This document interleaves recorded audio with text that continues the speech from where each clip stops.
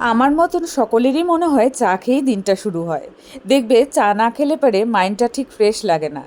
আর দেখবে একটু ফুরফুরে লাগার জন্য বলতে পারো সকালে ঘুম থেকে উঠে মাইন্ডটা যাতে ফ্রেশ থাকে, মনটাও যাতে বেশ ভালো থাকে, ওর জন্য একটু চা খেয়ে নিতেই হয়। সে লাল চা হোক, সেটা কোনো আপত্তি নেই। সকালে দেখো বিছানাটাও তুলে নিলাম, আর একটু জামা কাপড় ধোয়া আছে, মানে জলপাইগুড়ি থেকে এসেছিলাম, ওগুলোই ধুয়ে নিব। গুড মর্নিং বন্ধুরা, শুভ সকাল। তোমরা কেমন আছো? আশা করি ভালোই আছো। আমি ভালো আছি। তো চলো আজকের ব্লগটা দেখতে থাকো, আশা করি আজকের ব্লগটা বেশ ভালোই লাগবে। আজকে শনিবার, আবার একটা নতুন ব্লগ নিয়ে হাজির হয়ে গেছি তোমাদের সামনে। তো কালকে কখন এসেছি বলো তো? কালকে আস্তে আস্তে সেই 8টাই বেজে গেছে, 8টা কি 7:30, পৌনে 8টা এরকম বেজে গেছে।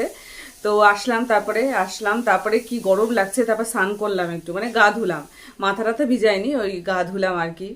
তো গা ধুয়ে তারপরে চাটা খেলাম টেলাম, তারপরে হচ্ছে ব্লগটাকে আর কি এডিট করতে বসলাম। আজকে যেটা তোমরা পেলে সেই ব্লগটাকে এডিট করতে বসলাম। তো অনেকক্ষণই টাইম লাগলো, প্রায় 9:30 10টাই বেজে গেল এডিট করতে করতে। তারপর হচ্ছে মানে ওখানে তো আর বাড়িতে আর কি, আমাদের বাড়িতে আর এডিট করতে পারিনি, অর্ধেকটা এডিট করেছি। এত আর কি ঘুম পাচ্ছে কি বলবো। তো এডিট করছি, মানে ধরো কিছুটা এডিট হয়েছে, তারপরে আর কি ঘুমিয়েই পড়েছি, তারপরে এডিট করতে পারিনি। তো ভাবলাম যে এডিটটা কমপ্লিট করে তোমাদেরকে আজকে ভিডিওটা দিতে পারবো তাহলে পারে। তো এডিট কমপ্লিট করলাম, করে তারপরে আজকে আর কি ভিডিওটা তোমরা পেলে। তো যাই হোক, তো এসেছি। আবার হয়তো জানি না, সাধ্যে আবার হয়তো যেতে পারি। তো যাই হোক, দেরি আছে এখনো কয়েকদিন। তো দেখতে থাকো ব্লগটা, আশা করি বেশ ভালোই লাগবে। 3টে বলো 4টা বলো, তাও তো গাছেরই ফুল, তো এখন তুলে নিই, ঠাকুর পূজায় আর কি দিতে পারবো। তো দেখো এপাশে হচ্ছে একটা ফুল ফুটেছে। একটা ডালের মধ্যে যদি 3টা ফুল হতো না, তাহলে পরে দেখাতে খুব সুবিধা হয়, মানে ক্যামেরাটায় আর কি ভালো মতন করে আসে। তো যাই হোক, আমাকে একবার এখানে আর কি ধরতে হবে। তো যাই হোক, দেখো এই যে এখানে একটা ফুল ফুটেছে, এই পাশে আরেকটা ফুল ফুটেছে, এই পাশে আরেকটা ফুল ফুটেছে। তো দেখতেই তো পারছো। তো ফুলগুলোর সাইজও অনেকটাই বড় হয়েছে। তো এখন তুলে নিই, পুজোতে দিতে পারবো। একটা একটা করে তুলে নিই।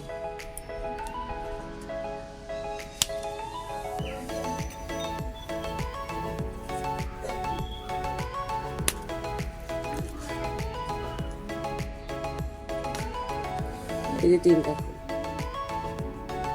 দেখো, হাজারি জবা একটা ফুটেছে। তো বেশ সুন্দর কালারটা, এত ভালো লাগে না কালারটা, খুব মিষ্টি কালারটা, আমার তো খুব ভালো লাগে। তো একটা ফুল ফুটেছে, তো এটা তুলে নিতে আসলাম এখন। ওদিকে তো ফুল তুলেছি, তো ওদিকে 3টা ফুল ফুটেছে, আর এদিকে হাজারি জবা একটা ফুল ফুটেছে। তো বেশ ভালোই লাগছে দেখে। এখন তুলে নিব হাজারি জবা একটা ফুল। কালারটা দারুণ, সত্যি কালারটা খুব সুন্দর। তো তুলে নিই এখন। এই দেখো কি সুন্দর কালারটা।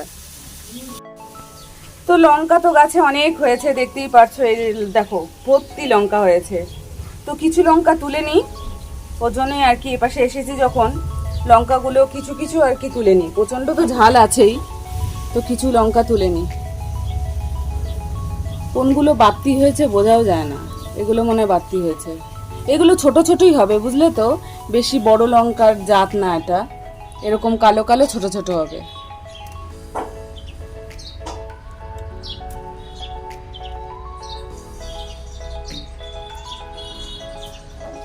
এই যে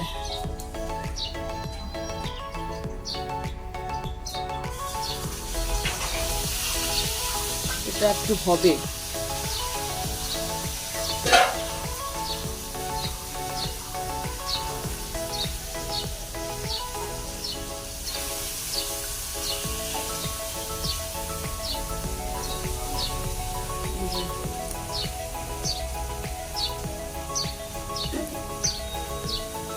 এই দেখো কত লঙ্কা, লঙ্কা তার সাথে ফুল, আবার অনেকগুলো লঙ্কা হয়েছে, দেখতে পাচ্ছ কত লঙ্কা।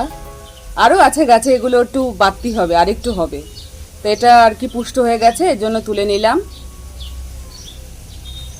তো বন্ধুরা দেখো, এখন হচ্ছে তরমুজের জুস বানানো হবে। তো এই জন্য তরমুজ এখানে কাটা হয়েছে। এটা হচ্ছে আমি এমনি খাবো, ফ্রিজে রেখে দিব, পরে ঠান্ডা হবে তো বেশ ভালো লাগবে, ঝাড়টা দিয়ে দিব ঘর, তারপর গরম লাগবে। আর এখানে মিক্সিতে আর কি পেস্ট করা হবে তরমুজটা। তো এখন অন করিনি, অন করব।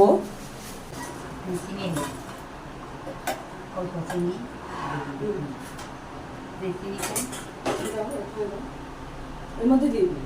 হ্যাঁ, আর দেবো চিনি? না না দিস না, মিষ্টি আছে একদিন প্রথম দিন করে দেয় তারপরে না, আটকাই নেই। তো সুগার আছে, তারপর সুগার ধরবে আরো। না আমি ওই জন্য তো এখানে খাচ্ছি, আমি খাবো না তো সুগার, মিষ্টি খাইছি না, আরো খাওয়া হবে মিষ্টি, ওই জন্য খাবো না। এই বিট নুন, হ্যাঁ বিট নুন লাগে নাকি? বিট নুন আর চিনি। জল দিলি না? জল লাগবে না তো? লাগবে, জল লাগবে। অল্প লাগে। তো তোর মধ্যে দুধ দেয় না না? না ম্যাঙ্গো শেকে দুধ না খাওয়াই। এখন আমি বিড়ালের মাছটা ভাজা আর বিট্টু কি দিয়ে খেয়ে দিবি, ডিমের ঝোল হয়েছে তবে তার জন্য একটা ঠিক আছে। তবে একটা হ্যাঁ আচ্ছা ঠিক আছে, ডিমে ঝুলতে খাবো।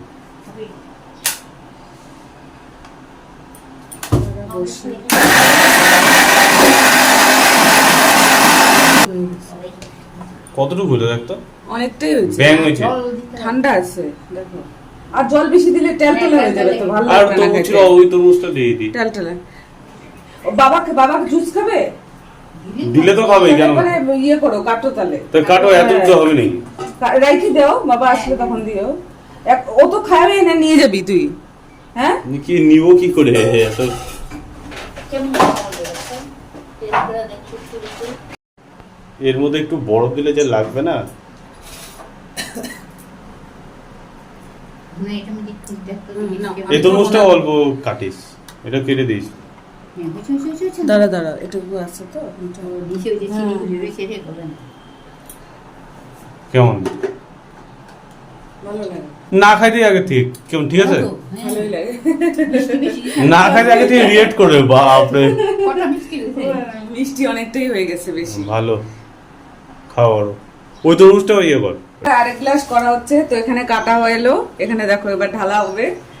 একটু লবণ দিলেই হয়ে যাবে, বেশি চিনি তো দরকার নাই, মিষ্টি আছে। বিট নুন দিব তাহলেই হবে। তারা বিট নুনে বিট নুন অল্প দিস।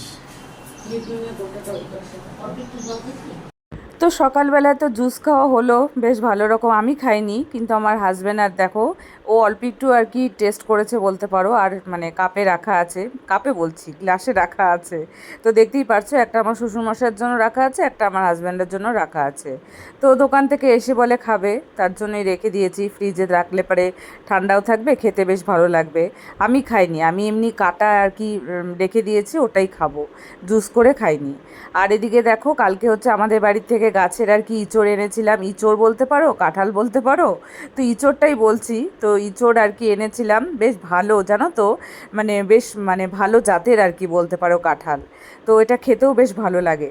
তো সেজন্য আর কি এনেছি, তো করা হবে। আমি তো চিংড়ি মাছ দিয়ে খাই না, আমি খেলে পারি এমনিই খাবো, পেঁয়াজ রসুন দিয়ে এমনিই খাবো। তো বাবা মা আর হচ্ছে মানে আমার হাজব্যান্ড হচ্ছে চিংড়ি মাছ দিয়ে খেতে পারবে।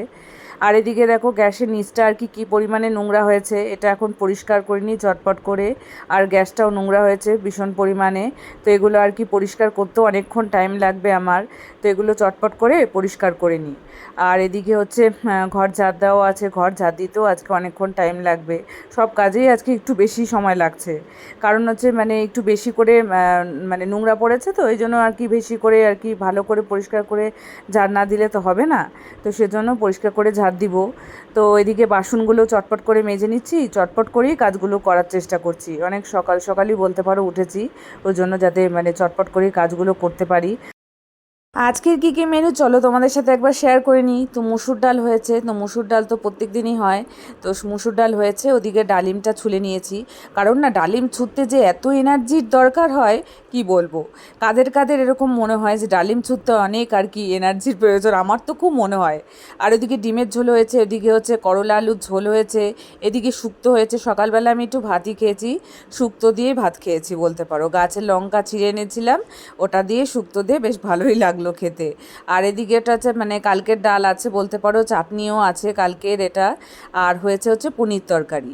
তো ওদিকে পনির তরকারি হয়েছে, তো এগুলোই মোটামুটি রান্না হয়েছে বলতে পারো। আর দই আছে, গরমকালে যেটা আর কি মাস্ট লাগবেই আর কি, মানে টক দই, তো সেটা আর কি খাওয়াও ভালো গরমকালে, তো এটাই হয়েছে।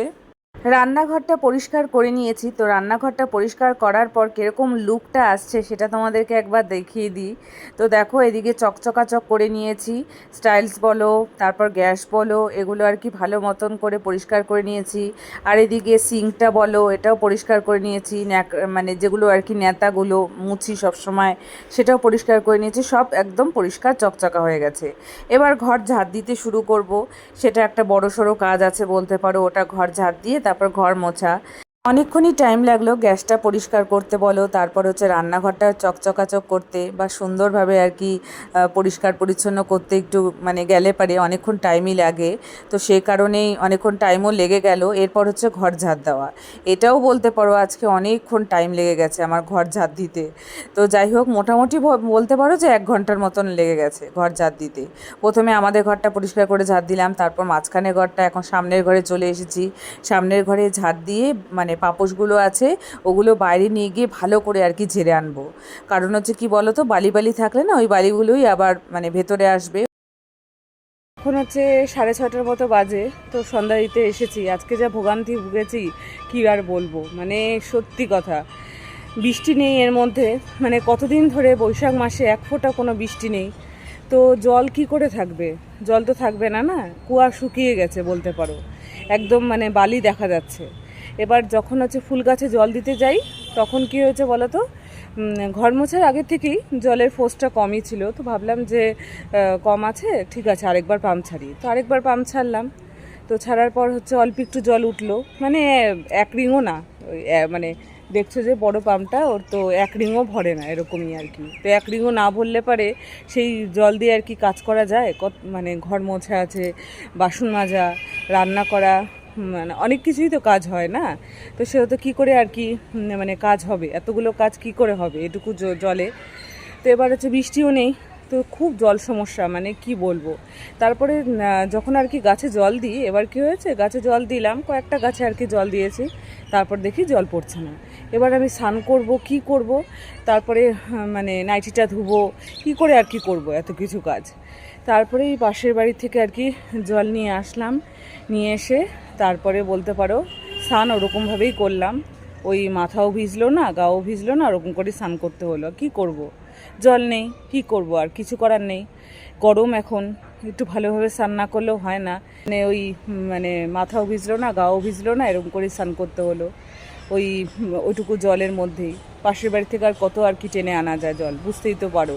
ওই মানে আমাদের পাশাপাশি এই সামনের বাড়িটা, তো তাও টেনে আনলাম, আর কিছু করার নেই। কি মানে কি করব, জল না থাকলে পারে।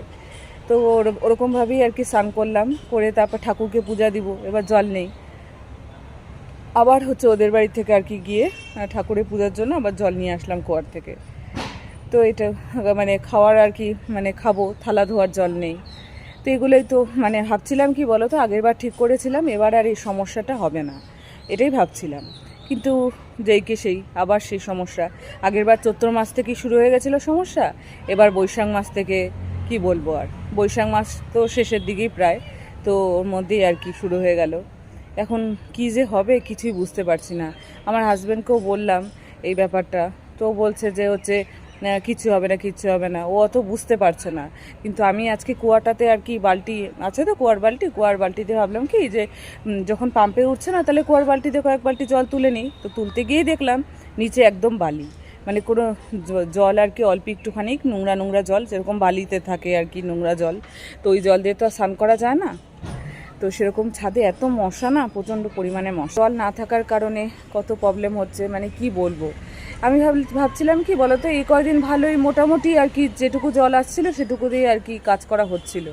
কিন্তু এরকম যে পরিস্থিতি হবে, যে এত যে জলের সমস্যা হবে, সেটা আর কি বুঝতে পারিনি। মানে খুব সমস্যা, মানে আজকের থেকে আর কি মানে শুরু হয়েছে বলতে পারো।